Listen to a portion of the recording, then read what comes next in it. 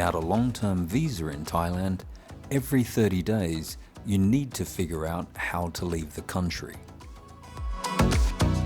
The reasons this part of Thailand is attractive for me and others doing this sort of project is that a quick ferry ride back to Langkawi, Malaysia is only an hour long and costs about $30 US return. I get to know people along the way, like Mr. Cho here, who also runs the local cafe with his wife while also working on the ferries. I've also gotten to know the boys driving the ferry and Captain Bisha, who kindly lets me onto the bridge as well as sit in the crew seating area. And so a few days later, I'm back in Thailand, where I first learned that my motorbike fuel gauge doesn't always tell the truth. So the boys from the ferry give me a lift back into town in the back of their truck. Right, it's been a pretty big week. Might as well start at this end here. It's Thursday and I'm about to go up to Phuket to try and find some bits and pieces, and mainly some new davits, pick up some new winches that I purchased, look for some cleats, things like that. You can see the boys are slowly but surely dismantling the boat. Bits and pieces, obviously this bilge box will come out, be removed. Cleats, and what you can see is that a huge amount of work has been done this week getting the tow rails removed. And what we can see really is this is the original part of the boat, of the hull. You know, it's still, the hull is 20 mil thick, so you know, it's pretty decent. There's another skin on the inside of this made of ply, and this is all cleaned up now, but you know, when we took this off, the termites had just had a field day going through all of this. They'd eaten out quite a lot. The boys started to take off the deck as well, which is really time consuming. The entire back seat is now off, and we can see that this is sort of damage we're looking at. This is a main beam that in the aft cabin, and the termites have just completely gone through it. So we're going to take it all out first, and then build it back up, which it's just time consuming more than anything else. It's not impossible, but it's just time consuming, so it's going to take a while. Just dismantling the helm. It was a bit of a challenge to get the wheel off. I needed to go and get special sprocket size, but you know, it's all done now. So the entire helm box will be gone. You can see up here what we also found was a defect, basically in the way that the boat is made. Like originally, the outer skin just comes straight down, and that leaves this gap behind here, underneath here, and it's just completely rotted inside there. So when we replace this deck, we'll move these outer boards in a bit and create a channel so the water can run down into the drains and keep a lot of the water permanently out of the edge and out of the side. But looks pretty awful, but that's the nature of taking all this off and doing it properly. As you can see, this sort of the original parts, some of this were done with teak, some were done with ply. This entire tow rail section here was completely rotten. Now we've finally got up to some good tow rail, so we'll see how far we need to keep going with these. I'm in one mind to just take it all off, to be honest. And what else did we get to down here? So obviously after taking off the rub rail, the boys have already ground some of this back, started to fill in some of the really big chunks and defects with epoxy to cover it all back up. All of the holes with the chain plates have all been filled with thickened epoxy as well, so we can re-drill them now properly. There was no epoxy inside the drill holes before. But obviously to take these chain plates off, requires ripping up quite a lot of the interior as well. So there's pieces missing everywhere. Underneath the tarp at the moment is all of the timber for the new rub rails as well. Right, so here's the 10 chain plates, and out of all 10 of these, we really only have one that could be saved, but even then it's right on the edge, so there's no point even considering it. We've cleaned them up to look at them, look at pitting, look at cracks, look at welds, because there is quite a lot. These have been repaired several times by the look of it. Not so much in terms of elongation in holes and so forth, but we do see on a number of areas where we think, like here, that we have puddles from spot welds and things like that. It's a huge amount of money, obviously, to replace these, but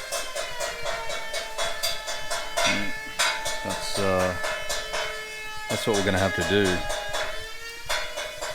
So just trying to figure these out now. These are, this is 10 mil thick stainless steel.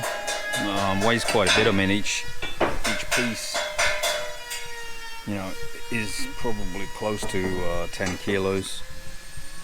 But like so many other things here in Thailand, at least, it's, by comparison to the UK or the US, it's certainly much cheaper to get it done here.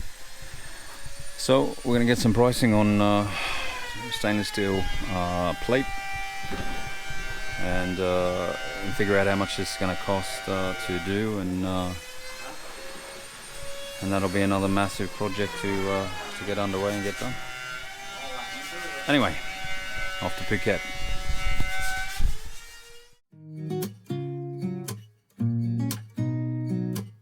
So joined by my new friend Bobby, who kindly drove us up here, a few days in Phuket was just what the doctor ordered. And for those who picture Thailand as a third world country with broken down shacks and barely running water, this is a quick look at an apartment that I will come to stay at a lot with my various trips up here.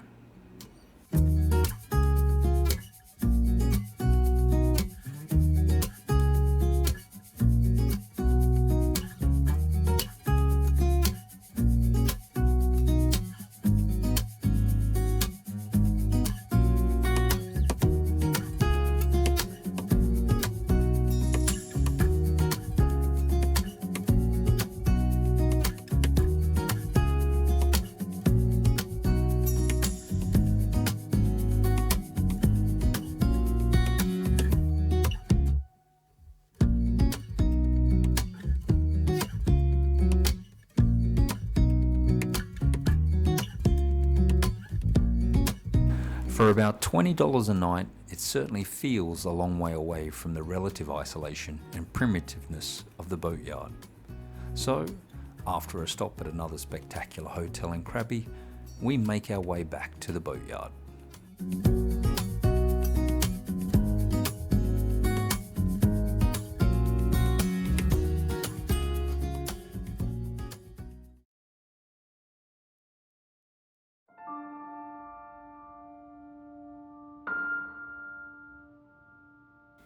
The termites may be able to do a lot of damage, but they've got nothing on a group of Thai boatyard workers.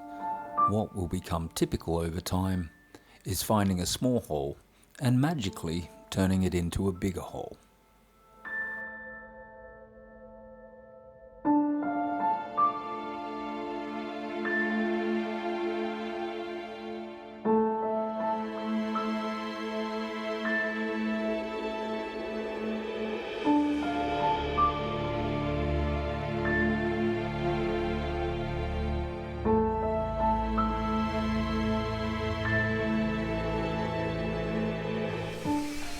Wow. So, obviously, seriously challenging. There's what's that? Cutting away at bits and pieces. You can see just up in here just how much damage there is under here from the termites. And probably the most pressing concern right now is that this beam here is the primary supporting beam of the deck. You've already moved this piece, you can see all the way up to the corner that the termites have got in, and they've eaten their way along, all the way along. This beam over here actually runs all the way around the back of the deck. It's got a really good thickness of fiberglass, so it's still fairly strong. But we have to keep looking. You can see here, this is all fiberglass, but the wood inside is rotten. Up underneath, you can see just where all of these white ants, the termites have eaten out all of this wood. So we just have to keep removing it, and then assess what we're going to do about these main structural pieces. It's it's important to get rid of these. The thing is, we have to jack this piece up. I think the boys are going to have to put some jacks underneath the main deck as well, and we have to look at all of the cross beams that go across. That's going to take a while. Over in this corner, you can see we're going to have to probably lift this. This is plywood just under here that's completely rotten out. This is where the biggest termite nest was. In fact, I think the boys have still got it over there, yeah. This is a termite nest where they just built the giant big nest. And these beams, they're cracked, they're rotted all the way underneath there. So we've got to remove them. We've got to get them sorted out. We take out these port lights, have a look at the state of them. Expensive to replace, but we'll make that decision shortly as well. So it's a bit sad, and you just got to keep going with this stuff. It's if it means that I can't do stuff inside the boat, if I run out of money to do it, then so be it. But as long as the main structural parts are repaired, fixed, and made solid again, it'll give me the foundations to build in future anyway. So that's the start of the week. We'll see how we go throughout the rest of the week. And we haven't even started on the rest of the absolute mess.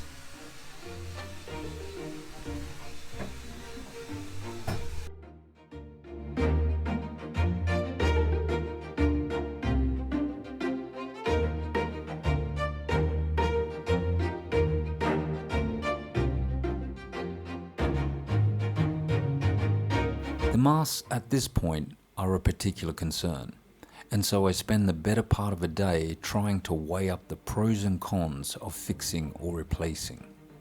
There are several issues, and big issues at that. Everything from cracks in the stainless steel fittings holding up the spreaders, bends and twists in hardware, and not least the copious amounts of gaffer tape holding things together.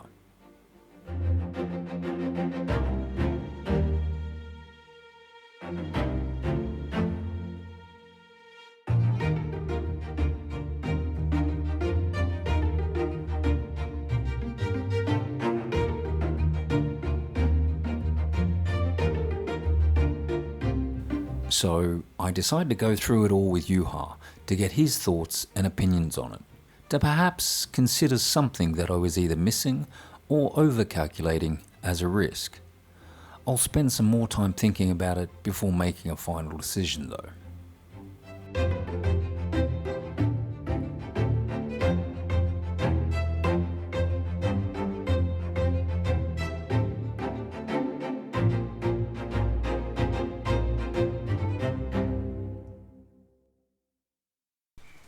Okay, well, it's the end of another week.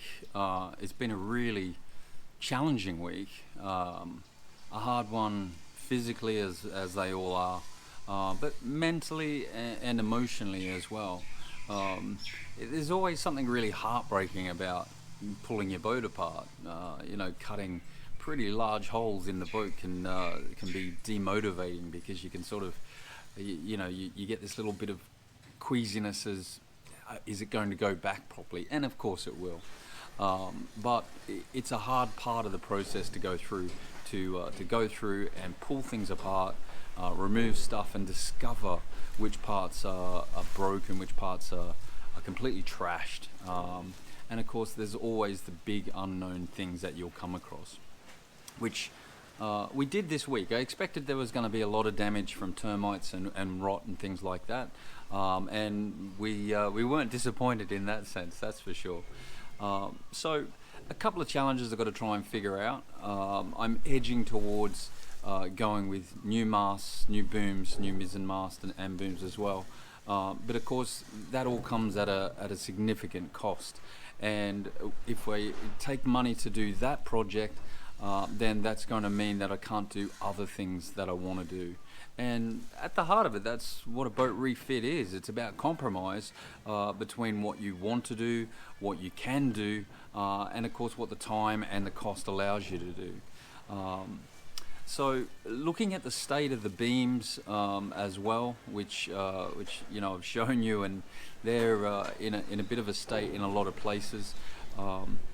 It means that I've got to make a decision about whether I take the entire deck off, because really to seat those beams correctly, we need to be doing it from the top, and there's quite a lot of plywood on top that needs to also be repaired or replaced. And at that point, the teak is going to be ruined as we take it up. So we already knew there was going to be a certain amount of teak we were going to have to replace, but we're getting to the point where it becomes more cost effective to just buy trees and have everything milled that we need.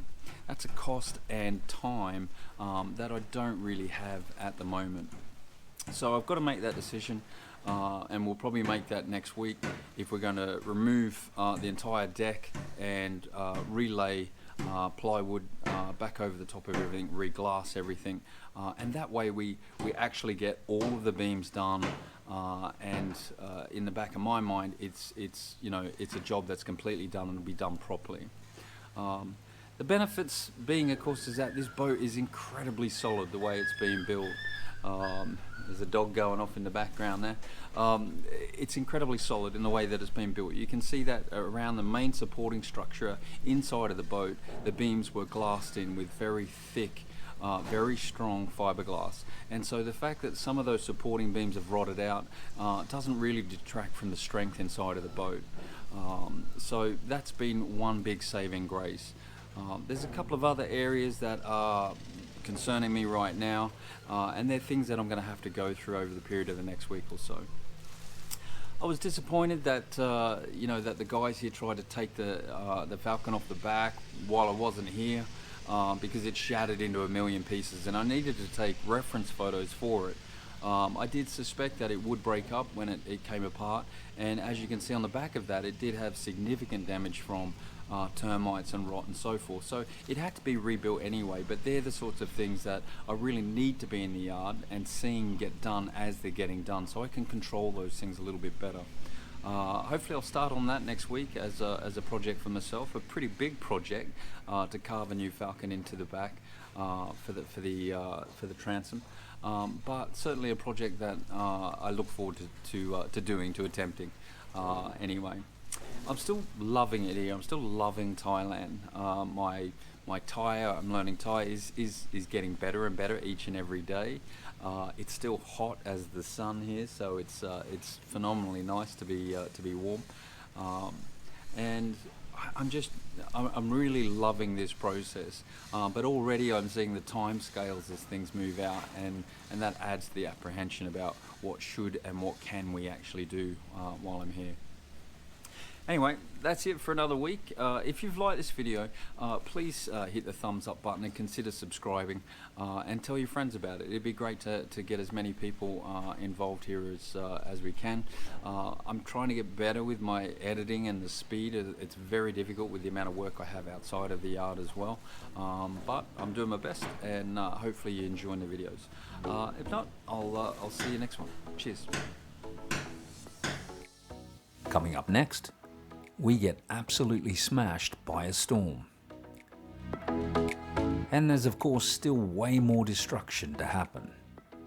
And I make a start on the biggest pirate type project possible, carving a new falcon. If you like this episode, please consider subscribing, and hitting the like button will certainly help with the YouTube algorithm. See you next time.